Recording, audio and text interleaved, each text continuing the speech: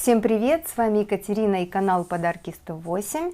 Сегодня я хочу поделиться с вами одним очень полезным секретом, который особо актуален для тех, кто вяжет игрушки амигуруми.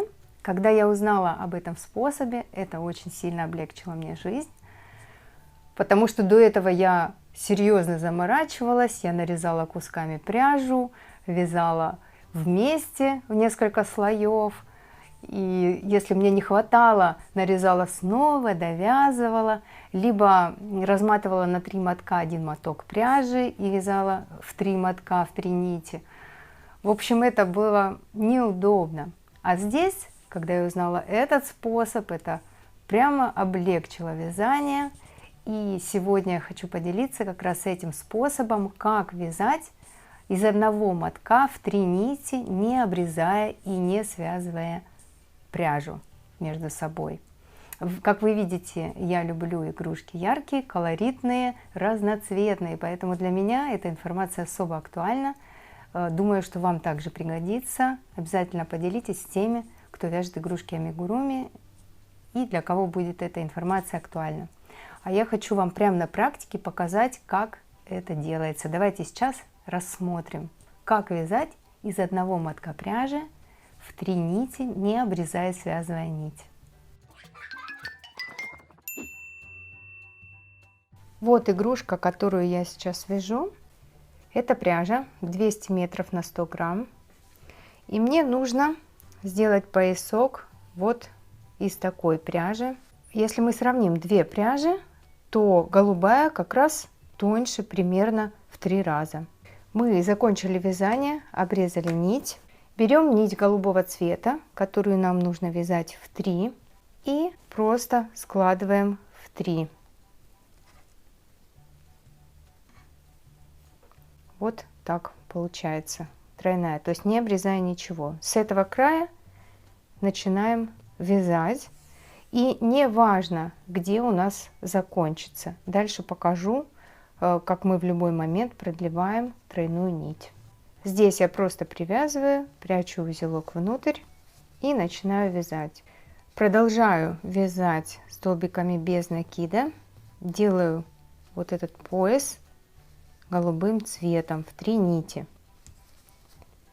Вяжем до того момента, как у нас заканчивается нить. А затем берем и снова складываем в 3 нити через вот эту петельку, которая у нас остается. Вот таким образом. На любую длину. И в любой момент мы можем повторить вот такое удлинение нити, сколько нам нужно. Вот, увеличили и продолжаем вязать дальше. Опять вяжем до того момента, как у нас закончится тройная нить. Вот закончилась. И делаем то же самое. Через эту петельку продеваем ниточку и вытягиваем. Все, в тот же миг она у нас тройная, без узелков, без обрезаний.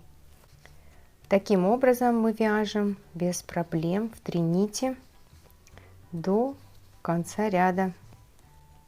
То есть без дополнительных усилий мы можем вязать до бесконечности, увеличивая тройную нить.